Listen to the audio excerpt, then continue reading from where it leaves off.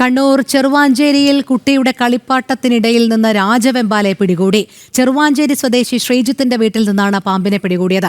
സർപ്പ വോളണ്ടിയറും മാർക്ക് പ്രവർത്തകനുമായ ബിജിലേഷ് കൊടിയേരിയാണ് രാജവെമ്പാലയെ പിടികൂടിയത്. കഴിഞ്ഞ ദിവസം രാത്രി 9 മണിയോടെയാണ് സംഭവം. വീട്ടിലെ ആളുകൾ രാത്രി വീടിന് പുറത്തിറങ്ങിയ സമയത്താണ് ഇലക്ട്രോണിക് ടോയ് കാറിന്റെ അടിയിൽ നിന്ന് ശബ്ദം കേട്ടത്.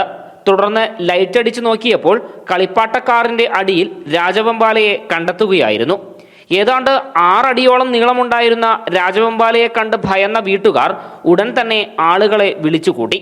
സർപ്പ വളണ്ടിയറും മാർക്കിന്റെ പ്രവർത്തകനുമായ ബിജിലേഷ് കൊടിയേരി വീട്ടിലെത്തി പാമ്പിനെ പിടികൂടി. മഴക്കാലമാണ്. നമ്മൾ നല്ല രീതിയിൽ കരുതലോടെ ശ്രദ്ധയോടെ ഇരിക്കേണ്ട സമയമാണ്. പാമ്പുകൾ വീട്ടിൻ്റെ പരിസരത്തും വീടുകളിലേക്കും കയറി വരാം.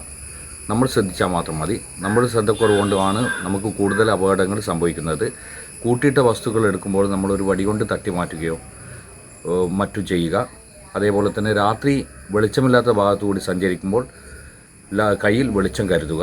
പാമ്പിനെ പിടികൂടി കൊണ്ടുപോയതോടെ നാട്ടുകാരുടെയും പ്രദേശവാസികളുടെയും വലിയൊരു ഭീതിയാണ് ഇല്ലാതായത്. വനമേഖലയോട് ചേർന്ന് കിടക്കുന്ന പ്രദേശമായതിനാൽ കാട്ടിൽ നിന്നായിരിക്കാം പാമ്പ് ഇങ്ങോട്ടേക്ക് എത്തിയത് എന്നാണ് നിഗമനം. ജനം, കണ്ണൂർ.